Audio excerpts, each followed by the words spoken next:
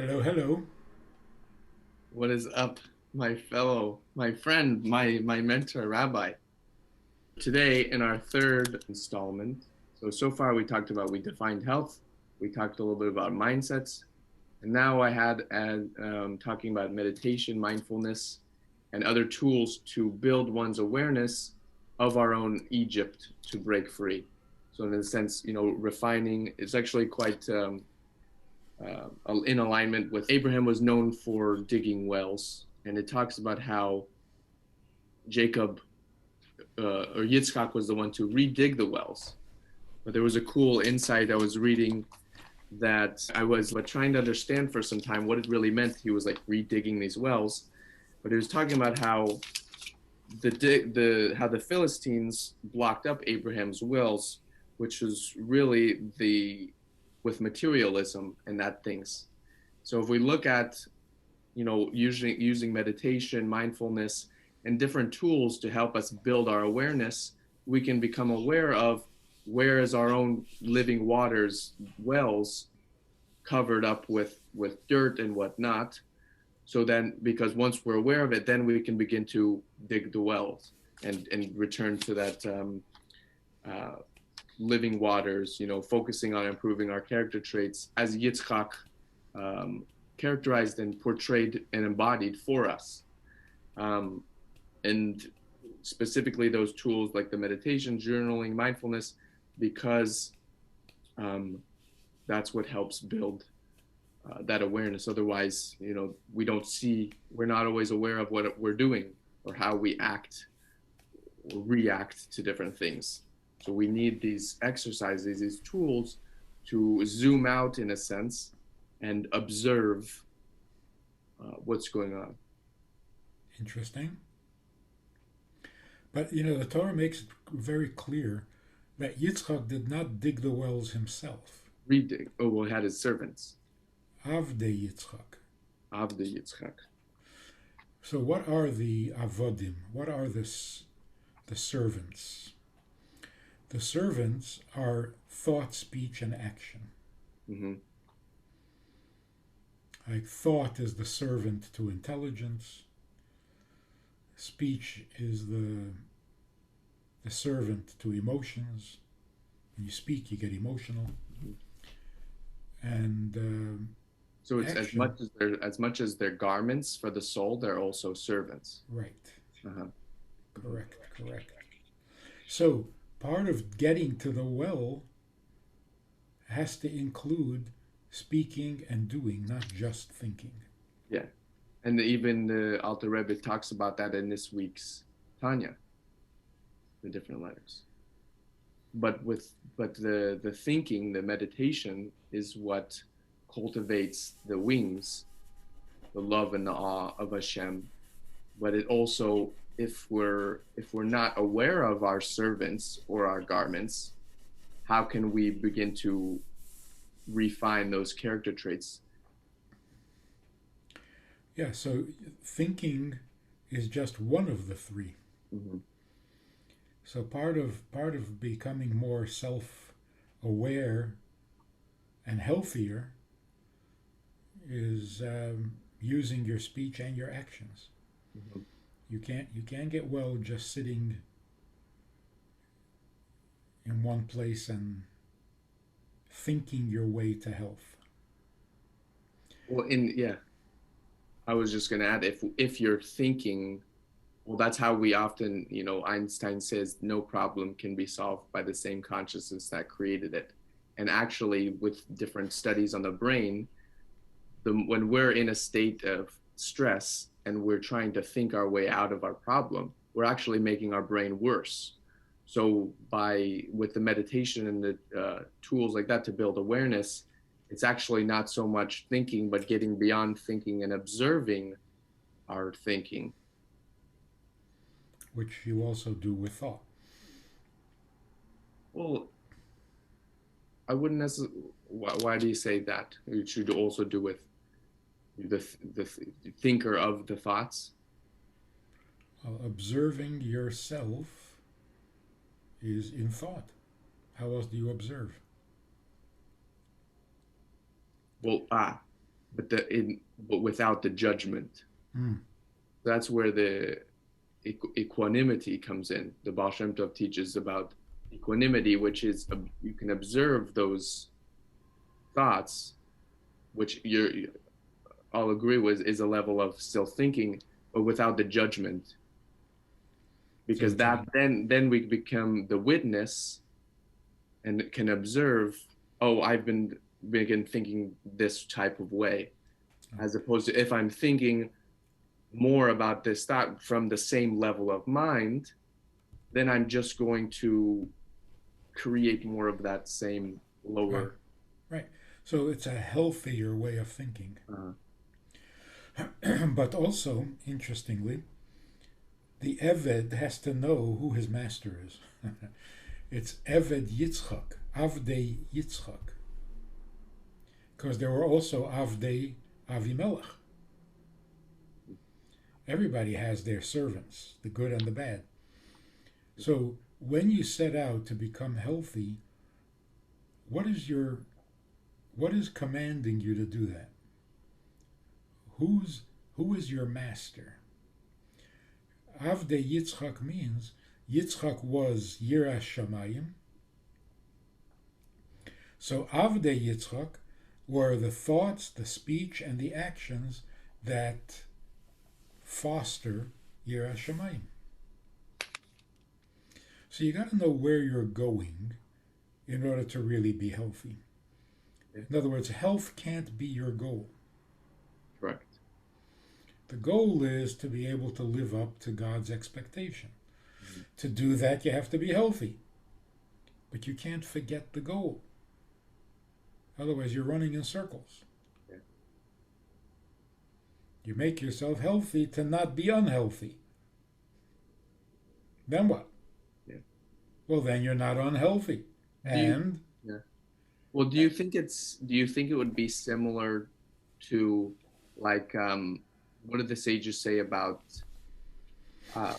when it comes to doing mitzvahs, the action is greater than the intention. And somebody, obviously, you want to do it out of joy and love, but even if somebody starts doing it out of fear, eventually it will turn into the proper way of doing it. So maybe it could be similar in that also if somebody is, the more and more somebody goes and looks to get after healthy, it would naturally lead them to do more, to live more in alignment with what Hashem has for them, or even beyond. So let's spell that out. Yeah. What does that mean, more in alignment with Hashem? Less about me. Yeah. I need to be healthy so that I can get past me, not become a healthy me. Yeah. Healthy doesn't mean I am the focus and I will be perfect. That's not healthy. That's where all illness begins. Healthy means I am free of my own handicaps and my own restrictions that I, the me, places on me. So what's going to happen? As I get healthier, I am more available to others. Others become more essential to me. I am beyond myself. But a selfish pursuit of health is unhealthy. I want to be healthy because I don't like being unhealthy. Well, it's a dead-end street. So I think we talked about this definition of health. Who is healthy and what is healthy? When the body does not interfere with the mind, so that the mind can pursue the purpose for which we exist, now you're healthy.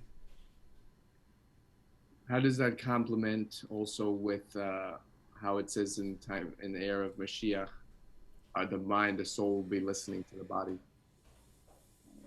Even the body will be pursuing the purpose for which it exists. So as we progress into today's topic, I have a question actually, because when it comes to understanding how our brain works, and there's a practice of saying affirmations. People often rehearse, I am strong, I am healthy, and it actually shows positive effects because when I declare I am this, it shows the effects, and the more and more you can rehearse that, the person will perceive, well, I am healthy, and then they'll perceive that way.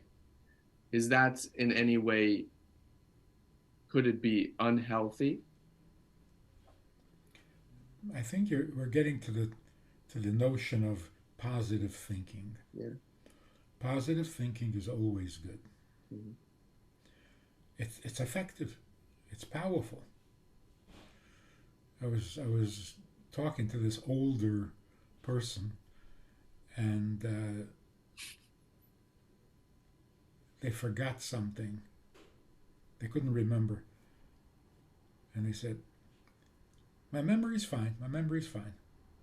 Instead of saying, "Oh yeah, I can't remember anything. I'm losing my mind," every time they forgot something, they affirmed, and I went, "No, my memory's fine." That's awesome. It's a healthy attitude. So yes, positive thinking is always positive. Mm-hmm. Even if it's a little arrogant or self-centered or whatever, but it's positive, and that's much better than negative. So affirmations are the miracle of the affirmation is, I say I'm okay even though I know I'm not, or I think I'm not. I think, yeah. I don't think I'm okay, but I'm going to say I'm okay. And that helps too. So you don't even have to believe what you're saying. Well, not at first. Eventually you'll get to believe it. Exactly. But it's effective even when you don't believe it. Because how powerful our thoughts are. How powerful the thoughts are negative. Why?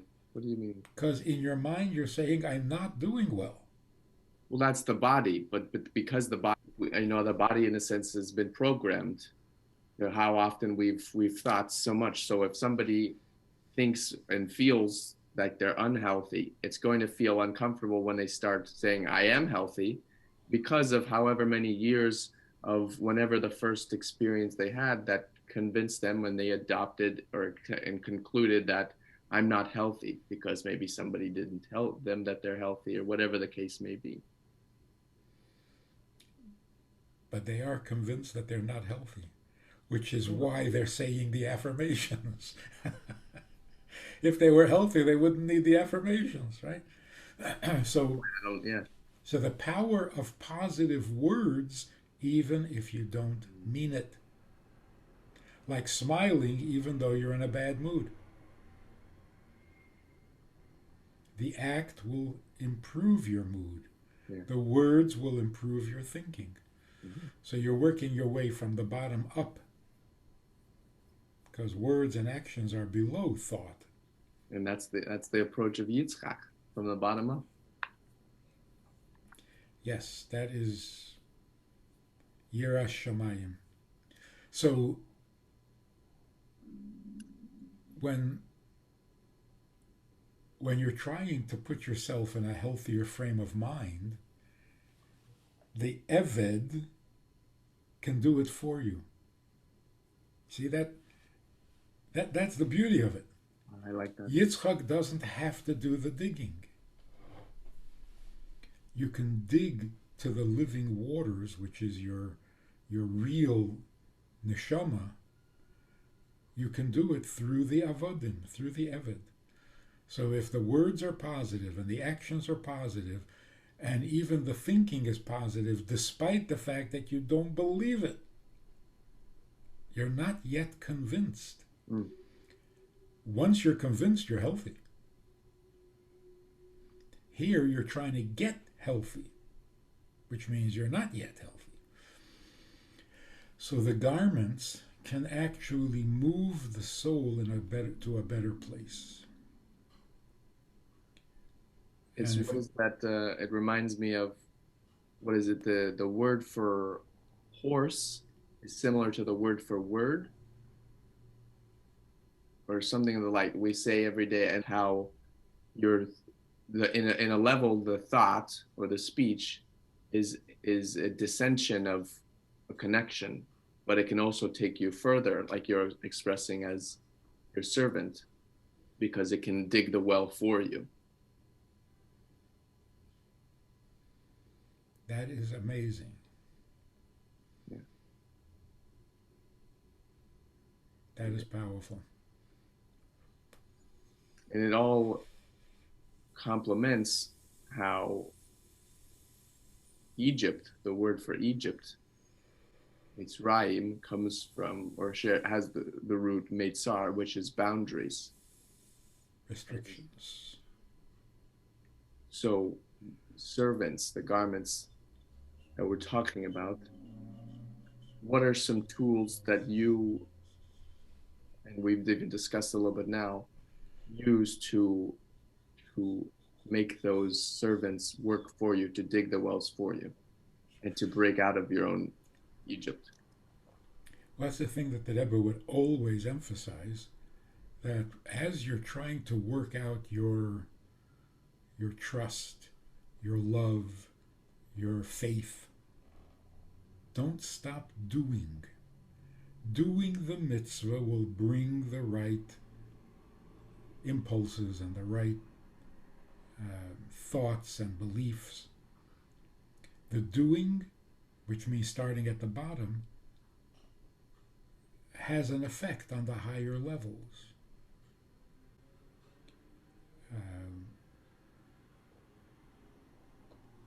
There's some famous song about, I'll remember in a minute. And by the way, song also has this amazing effect. You're not in a good mood, you're pessimistic, you're feeling defeated, and you listen to a song and all of a sudden you're not defeated. What happened? You didn't rethink. You didn't discover new facts. Nothing really changed in your life. You heard a song. And all of a sudden, life is good. So these are all servants. If you let them serve you, they will. So a person says, I have doubts, I'm angry at God, so I'm not going to do the mitzvah until I get past the anger, or until I work out my belief. Now, doing the mitzvah will work out your belief and will get you past the anger. Yeah. So never wait until everything's right before you let your servants do their work. So the act of the mitzvah is not hypocritical. It's taking medicine when you need it. Right, you don't enjoy the medicine. It's not your favorite food. Yeah. But it'll bring you to a healthier place where you can enjoy the real food. Yeah. And it'll improve your feeling, your emotion, which will then give birth to more positive thoughts and ideas to get out of whatever Mitzrayim or problem somebody feels they're in. That's the thing. When if we're feeling angry, like you were just saying as an example, and we feel stuck, we can't see the way out of it if we're in our same emotions of anger or whatever it is. So if we can look at, I can go do a mitzvah. I can go, buy somebody maybe a cup of coffee or whatever the case may be. Now it's getting out of my own way and living as if I'm already free from whatever is perceived, the perceived problem. No matter how crazy you are, continue to act sane. That will help a lot. Do you recommend intermittent fasting? I do. How does that what does that do to the person? Aside from losing weight. Well, your print, well, you begin to become aware of how often begin to think about foods and begin to question, am I really hungry, or the different hormone, or is it just the hormonal imbalance irregulated? And so really I would say the benefit, the one of the key benefits is the mental clarity. So how does fasting produce mental clarity? So by eating a little bit, part of it also goes into the time of which we eat is also quite important, sometimes even more so than what is eating. But if you eat dinner, say, a little bit earlier, and fast for, I think generally it's recommended 16 hours, but I also read somewhere that it's between like 12 to 16 hours you can get a really great effect. 16 is just where the optimal changes are. Of course, I can't say I'm a complete expert in intermittent fasting, but based on what I've studied. And the body begins to take now and burn from the previous meals and food that was consumed, as opposed to somebody just eats breakfast right away in the morning. So instead, by that happening, what is in the gut also has a direct correlation to your brain and your thinking. And that's information and how it gets sent to the brain and to thinking, depending on what the person eats. But instead, if they're eating a little bit less, or not eating for this time restricted amount of time, their body is burning the excess fat or from the food before. And so the mind can actually begin to clear up. So the excess food that's sitting in your stomach is interfering with your mind's function? I don't know if I would say interfering, but it also depends on what kinds of food and how it was stored. But it can interfere with the mind? Yeah. One of the rules, one of the laws of nature with which God created the world was that everything that exists will have an effect on its surrounding and be affected by its surrounding. Like mashpia and mekabel. It will be affected and it will have an effect. Mm-hmm.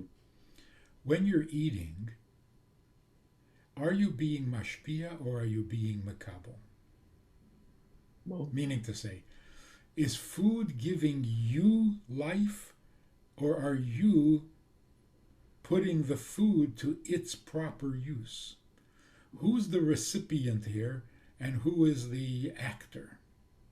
Are you acting on the food, or is the food acting on you? I think we touched a little bit on this last time, but it's a little bit of both. So if you're needy of the food, if you're begging the food to make you happy,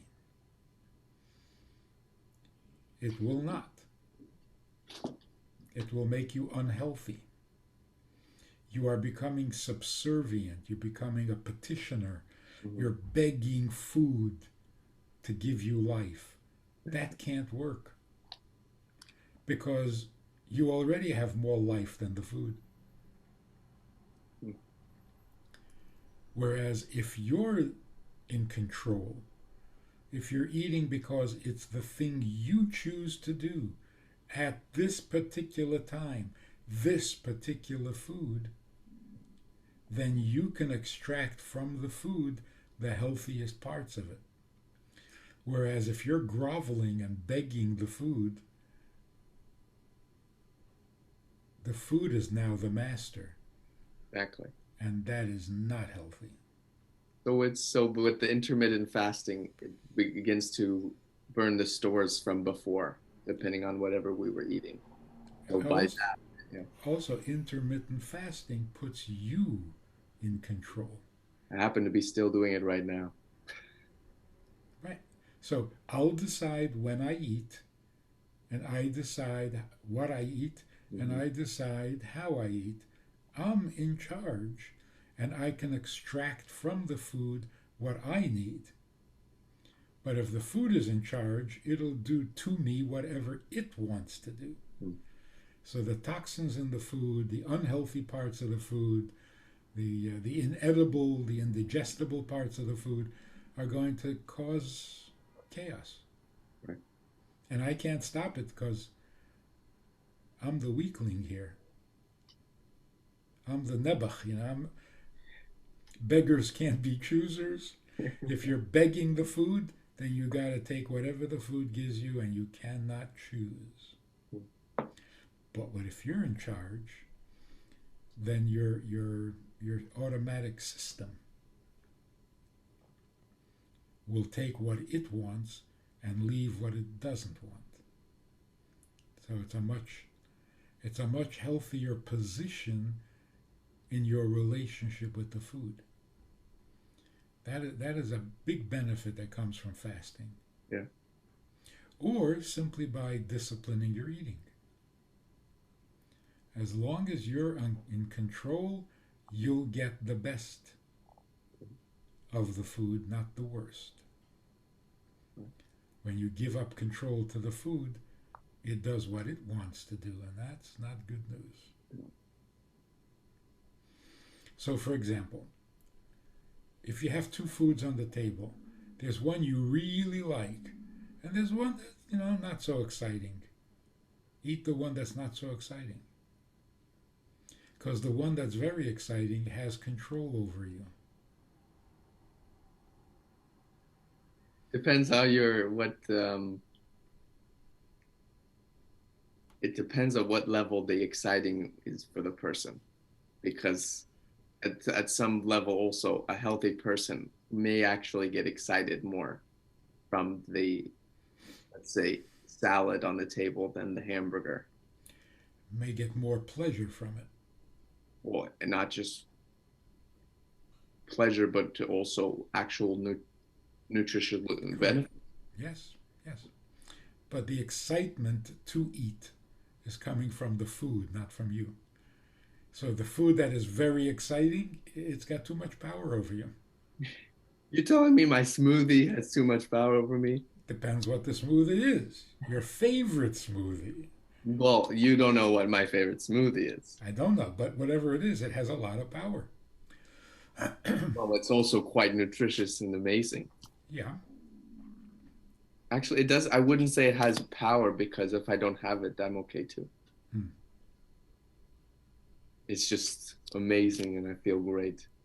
Right. So you're drinking it by conviction, not by appetite. Correct. That's the healthy way. Eat by conviction, not by taste buds. Transform the taste buds. Eat a little less than you have on the plate, just to show who's in charge.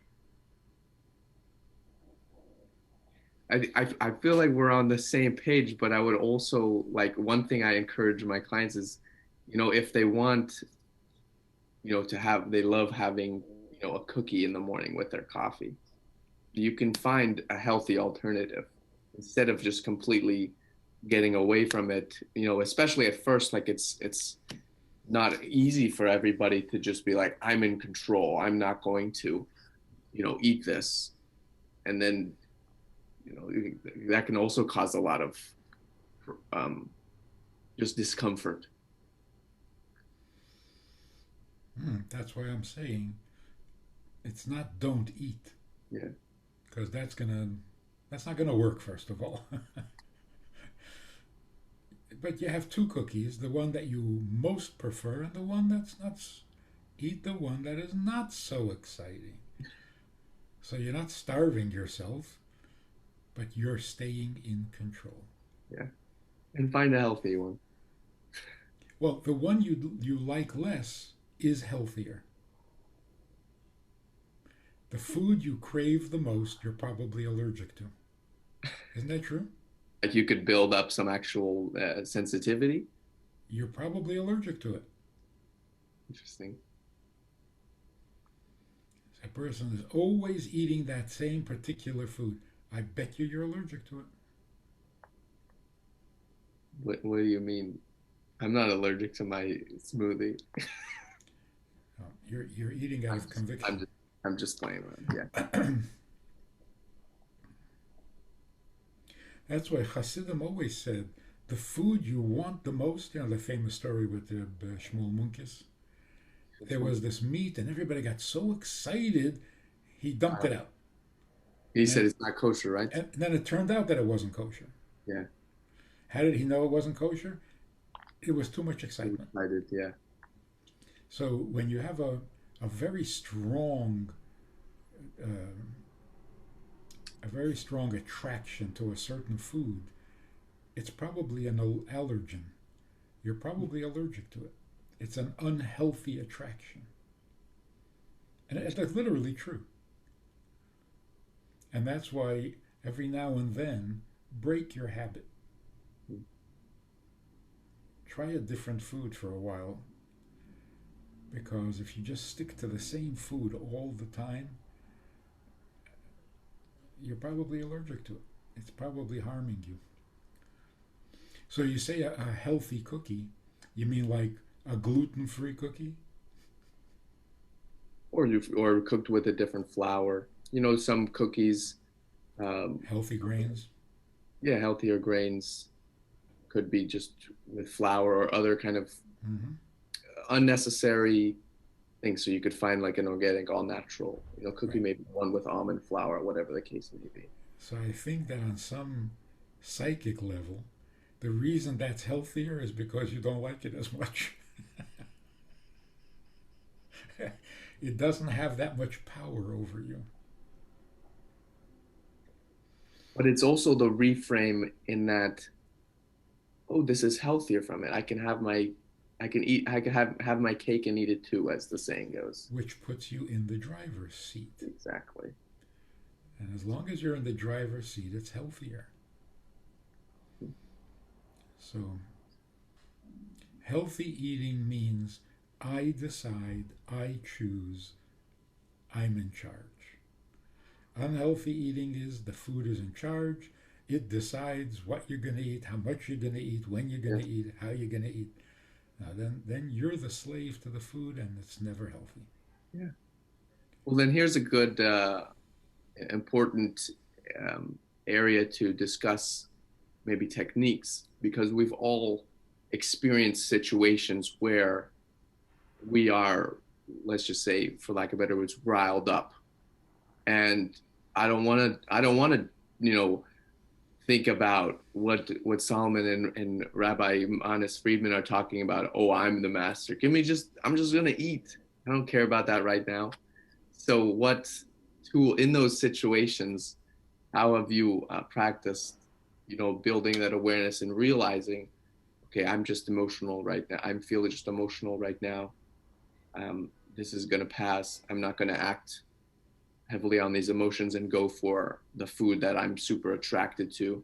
That maybe it's just taking some deep breaths or going for a walk, if possible, whatever. You can actually eat it. Just don't be a slave to it. And that's hard, if you're eating the food that is most attractive to you and still staying in charge, that's a real talent. That's a real... Well, I think that's what we're all going for. Like when Mashiach comes, we'll be able to do that. And we can begin living in that now, though. That's part of living in Mashiach consciousness now. But it's not easy. So I think there are different impulses which are not really impressive or noble. Like there's the appetite, there's the depression, feeling pity for yourself. There's also arrogance, and there's pride. And you have to use some of those impulses against the others. So, for example, when you're feeling, I'm just going to eat this because I'm a loser anyway, what's the difference? Well, then bring your arrogance. Not, don't try to become a tzaddik at that moment. No, become arrogant. Say, what did you call me? Did you call me a loser? Yeah. Where's your arrogance? How does your arrogance let you say that to yourself without complaining? So remember that you're also arrogant. And to say no to the food right now would feed your arrogance. So we're not asking you to be a tzaddik and to be spiritual and to, have mesiras nefesh. No. Be arrogant. What are you going to stoop to the level of the food? Where's your pride? So just say, look, I may be a loser, but I'm a human being. I'm not a rabbit. I don't have to eat. Yeah. I'll decide, I'll choose. Like a minute from now. Okay, the minute's up. But you're practicing a little self-respect. Yeah. That's easier than saying, I really shouldn't do this. Yeah. Because you're not in a very noble mood when you're slightly depressed and you want food to calm you and to... It's holding that compassion, but even for those times that we don't catch ourselves in those moments, being able to look back on it and be, this is where, if I had known better, I would have done better. Yep. Part of that awareness helps, even if not immediately. But once you understand that you're being enslaved, even if you continue to give in, it's not the same anymore. Yeah. What? Sorry. You give in a little less, or you enjoy it a little less, which means you're not going to do it as much next time. So every awareness, what you feed your mind, always has an effect. Not necessarily a powerful home run effect, but it has an effect. Mm. So if you bear it in mind when you're in a good mood, or like after you finish eating the junk food, and you say, that was not good. You've weakened it. Yeah. You're gaining control. There's one other thing, and this is something we need to be careful about. Having what to eat is kind of like a blessing and a reward. Before you sit down to eat, you ask yourself, what did I do to deserve this meal? Interesting. I was actually just about to comment on that one exercise I encourage people to do, especially at the beginning, is having like a food journal. So it could be, that's a great question to add to it. How am I feeling and what am I thinking as I'm entering this meal and afterwards as well? Yeah. What did I do to deserve this? Mm-hmm. It's God's world, it's God's food, it's God's product, God's creation. What, you're just going to help yourself? With what justification? I'll make a bracha. Okay, so you're stealing the food politely because you don't really deserve it. That could be a little negative and depressing. So you got to be careful with it. But at least to some degree, we have to keep a balance. I take from God. What do I give back? You can't just be a glutton. You have to feel like you did something to deserve the food, or you're going to do something to deserve the food after you eat. You'll ennoble the eating by doing something worthwhile. But it can't be just take. There also has to be a give. So you stop and think. So now I'm going to take some more food from God, from the earth, from the food shelf. What am I giving in return? What have I given? You should feel, ideally, you should feel like I deserve a meal. But you got to do something to deserve it. So, for example, you work hard, right? You put in a hard day's work. Yeah. And now you're sitting down, you're really hungry, you've worked up an appetite because you've been productive, you've been working. It's going to be a healthier food than if you just eat because you have nothing else to do. Mm-hmm. In a sense, you've earned it by working hard. And you feel justified, you feel comfortable eating, consuming the food. But when you're eating out of boredom or you're eating out of laziness, in the back of your mind, you know you don't deserve this food. And that ruins everything, including your appetite. So in the olden days, people ate the worst foods. They ate too much of it. And they were healthy because they came in from the fields having put in a lot of heavy labor. Yeah. They did the heavy lifting, and they came home and they felt entitled to the food. And they were.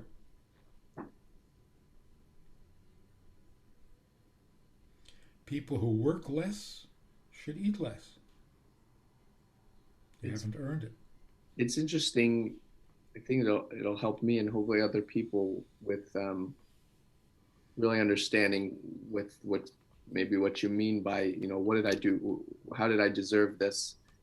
As somebody that also used to have quite frequent, negative thoughts, usually we are worthy and have deserved eating a certain meal, but we are, if we were to ask ourselves that question, we may not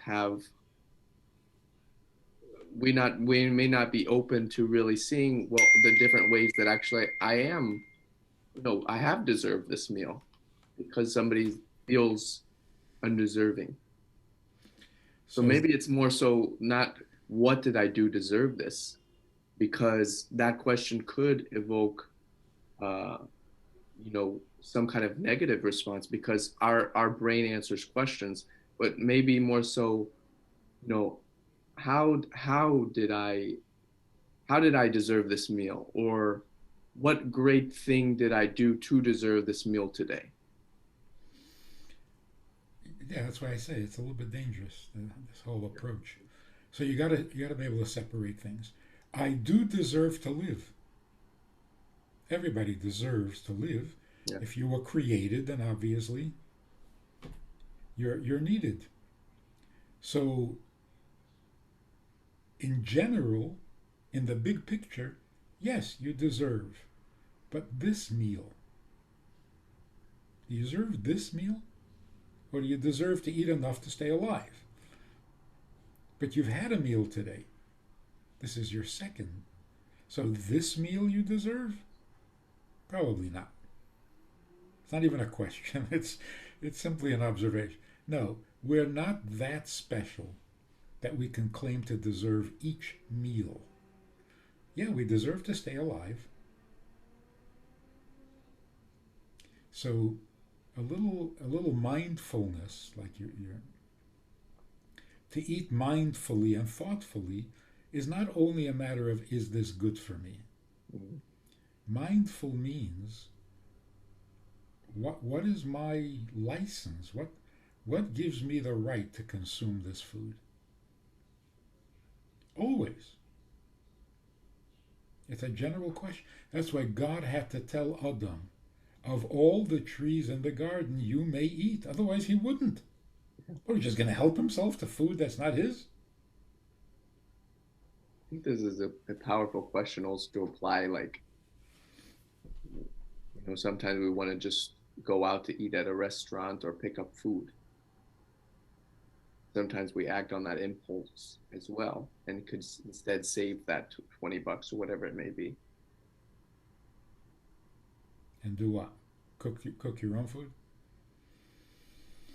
But just the whole approach to eating in general, what gives us the right to consume other beings? People are very sensitive about meat. They're vegetarian. What gives you the right to eat an animal? Good question. What gives you the right to eat a vegetable? What gives you the right to eat a mineral? You didn't create it.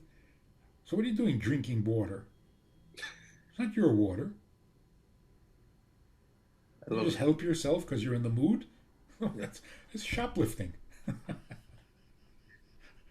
That joke about the atheist who said to God, we used to need you because we didn't have technology. But now that we have technology, we don't need you anymore because anything you can do, we can do.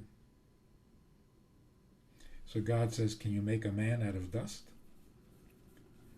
And he said, yes, we have the technology. So God says, let me see, make a man out of dust. So he starts to gather up some dust, and God says to him, oh, no, not my dust. So before you make a man out of dust, make some dust. Yeah. No, we can't do that. So a person says, I have to live, so I got to eat. So yeah, sure. Your food, not my food. So what gives us a right to even have a drink of water? It's a good question. Yeah. The instinct is, hey, I'm hungry. I'm thirsty. Mm-hmm. That's it. That gives you the right to take what isn't yours, that you didn't create. How is that? Arrogant assumption. Well, what do you want me to do? Starve? Yeah. If it's not your food, what? You have no option. It's like the whole story with Les Miserables. Right? He stole a loaf of bread because... Yeah. So should he go to jail or not? See, that's the big question in the book. The big debate between Javert and Jean Valjean. He says, I needed the food. And Javert says, it wasn't yours. No? So who's right? Now, it may be that to some degree, Jean Valjean is justified. But he's just barely squeaking by. Don't make it so simple that, if I'm hungry, I take food. If I'm thirsty, I take water. No. No, you're pushing the envelope over there. It's not your food and it's not your water. Mm. That's mindful.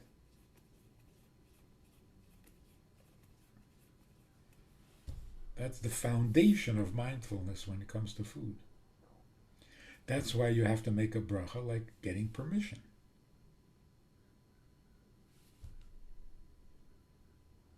So what's that? It reminds me of that line in Hillel, I forgot, but how earth God gave to man. But there was something the sages commented about with a bracha, then we become the partners. Yep. That's a good thought to have, and it's not depressing. Yeah. It's not like I don't deserve. It's not you don't deserve. You didn't create it. It's not you're guilty, you're bad, and you should be punished. No. I'm not being punished if I can't steal. It's not a punishment. I just can't take your food. Wow. I can't take what is not mine. It's not because I'm bad. There was an answer. The answer is God said to eat. That's why I deserve this. No, that's why you're allowed. That's why I'm allowed to eat this. Mm-hmm.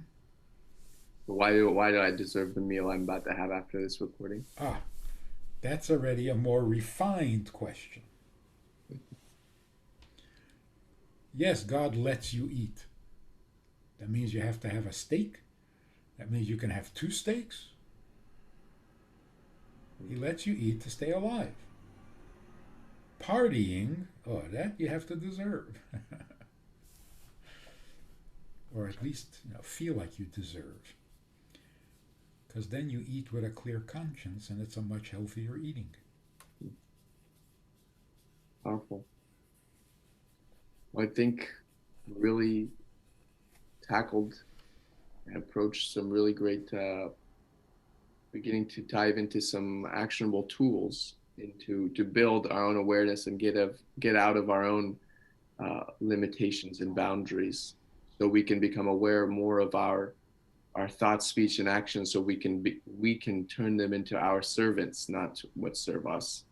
The way that we approach our food, to the way we approach our work, our relationships, because that's really what those exercises, whether it's journaling, meditating, or doing these mindful activities, so we can build awareness and notice, oh, maybe I was going after this.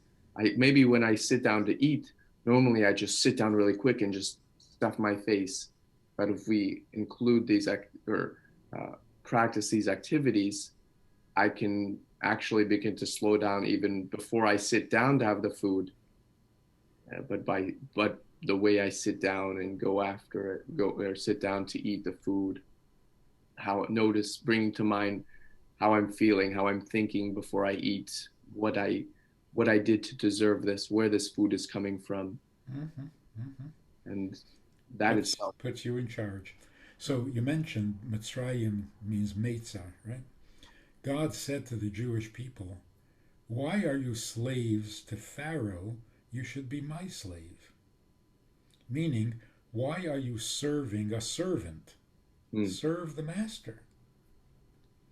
Well, if you're depending on the food for your happiness, for your mood,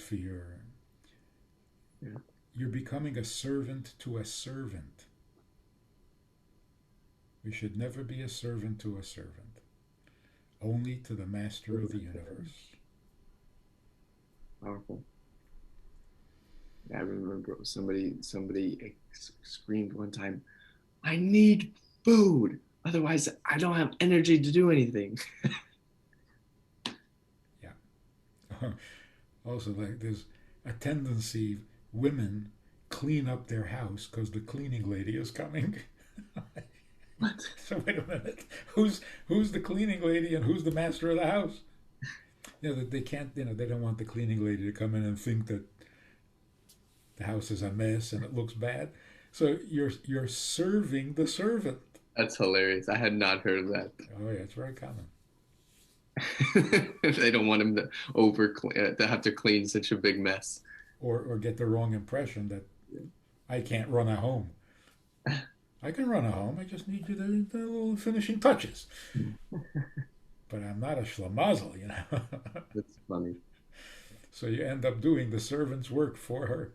That's actually funny, because a friend of mine actually told me once they had a cleaning lady, and you know how there's 2 separate beds with the couple, and he said the cleaning lady once looked at him like, "Is there something wrong with this relationship?" He's like, no, it's a Jewish thing. I was buying some flowers for Shabbos, and I couldn't decide which bouquet, the roses or the tulips. I couldn't decide, so I just bought both of them. I come to the checkout counter, and the lady says, "Oh, you're really in trouble. You have a lot to make up for. What did you do?" That's funny. Yeah. Anyway, it's been a pleasure. You too.